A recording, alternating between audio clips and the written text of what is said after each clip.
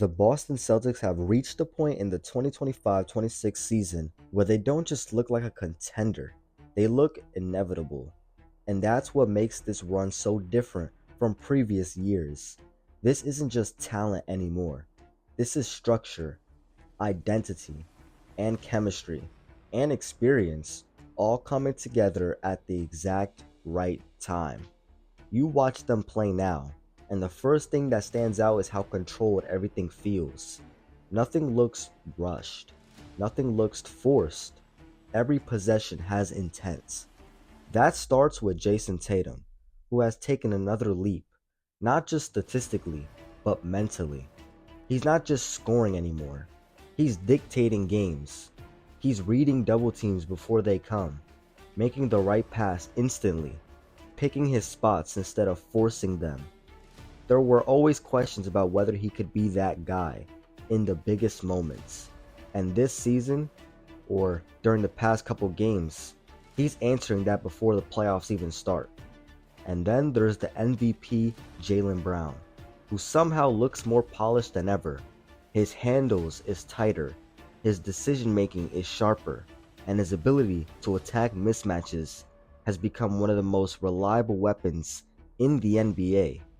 What makes Boston dangerous is that defenses can't key in on one star anymore. If you load up on Tatum, Jaylen Brown is slicing you apart. If you shift towards Jaylen Brown, Jason Tatum is getting clean looks.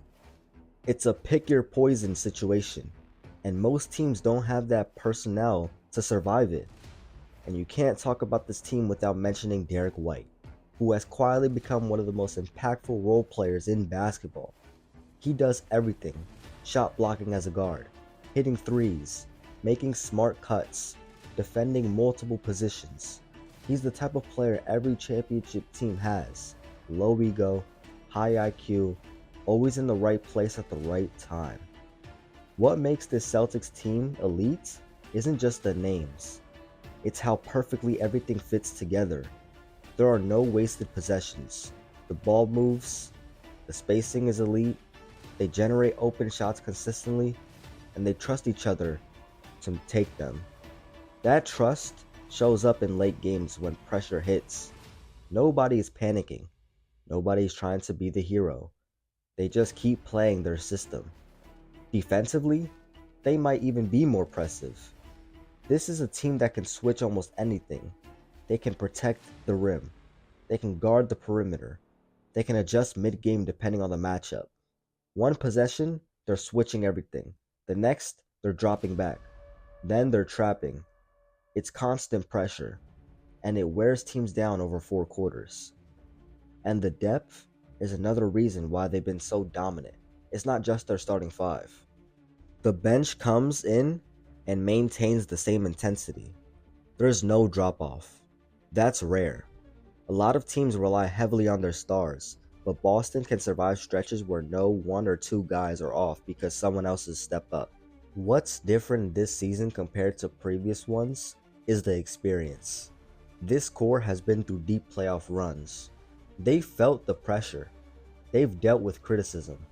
Instead of breaking them, it's sharpened them. You can see it in how they respond to adversity now. They don't spiral, they adjust. There have been games this season where they've gone down early, and instead of forcing shots or playing frantic, they just slowly chip away.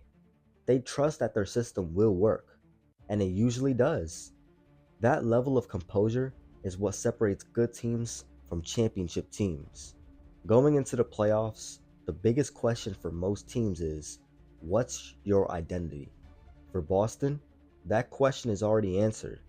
They're a two-way powerhouse. They can beat you with offense, defense, or both. They can play fast or slow. They can win shootouts or grind it out games. There's no clear weakness to exploit, and that's what makes them so dangerous in a playoff series. Over 7 games, they usually find something to attack. With Boston, what do you even target? You can't double anyone. You can't outrun them. You can't outmuscle them. And defensively, they're going to make you work for every single point. The pressure is going to be there. When you're this good, anything short of a championship feels like a failure. That's the reality of being a team like this. But based on how they've played this season, they look ready for it. Tatum looks like a superstar who understands what it takes. Brown looks like the MVP who could take over at any moment.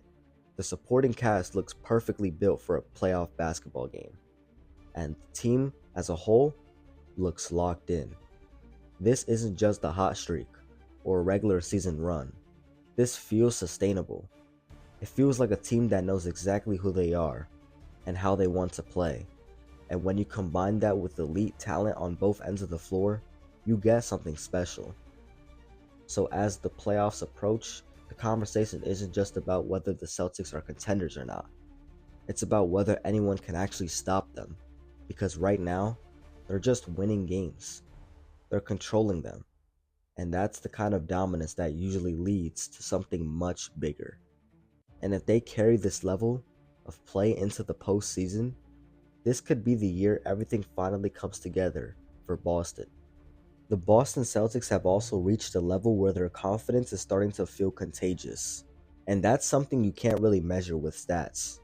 It shows up in the way they take the floor. There is an expectation now, not hope, not belief, but expectation that they're going to win. And when a team reaches that mindset, it changes everything about how they play. You can see it in a late game situation. Early in their development, there were moments where the things would tighten up. The ball would stick. Possessions would turn into isolation heavy plays. But this season, it's the opposite. The ball still moves. The spacing stays intact. Players are cutting, relocating, trusting the pass. That's a huge difference, especially in playoff basketball, where defenses are locked in and every possession matters. A big reason for that is how much Jaylen Brown has matured as a leader. He's not just leading with scoring anymore. He's leading with decisions.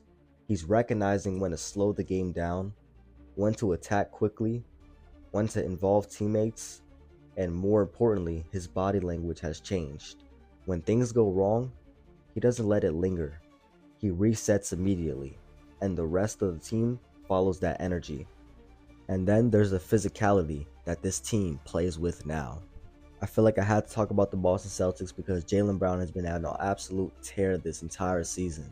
And the Celtics are probably one of the most surprising second seeds of all time, because no one expected them to be this good after their free agency and Jason Tatum tearing his Achilles. It's just been all about Jaylen Brown this season. He's been carrying the Celtics, and now they have Tatum, and now they're the second seed going into the playoffs. Let me know what other players or teams you guys want to hear me talk about next, and I'll see y'all in the next video.